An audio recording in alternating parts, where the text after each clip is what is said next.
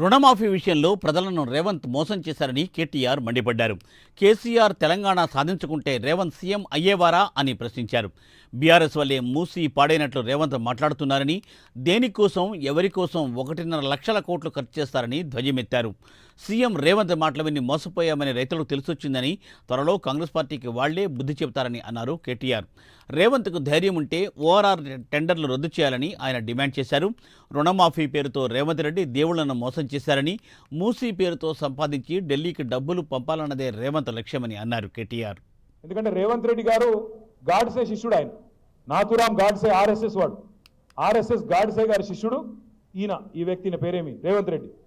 ఇవాళ ఎట్లున్నదంటే గాంధీ విగ్రహాన్ని గాడ్సే పెడతానంటే ఒప్పుకుంటామా సార్? నాకు అర్థం కాదు. మనం గాడ్సే లాంటి వాడు, గాడ్సేకి వారసుడు ఈయన వచ్చేట గాంధీ గారి విగ్రహం పెడతాడంట, అది కూడా బాపు ఘాట్లో.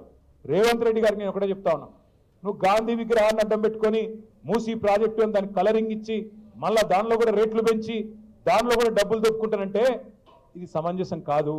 మహాత్మా గాంధీని అడ్డం పెట్టుకొని శిఖండిలాగా నువ్వు వెనకాల ఉండి రాజకీయం చేస్తానంటే మంచిది కాదు. కేసీఆర్ కట్టించిన డబుల్ బెడ్రూమ్లకు పంపుతా అని చెప్పి రేవంత్ రెడ్డి చెప్తున్నాడన్నా.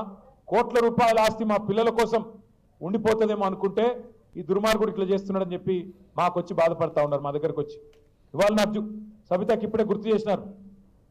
బీజేపీ నాయకులు, కేంద్ర మంత్రి కిషన్ రెడ్డి గారు, బీజేపీ నాయకులు కూడా ఇవాళ మూసీ పక్కన పోయి పండుకుంటారంట.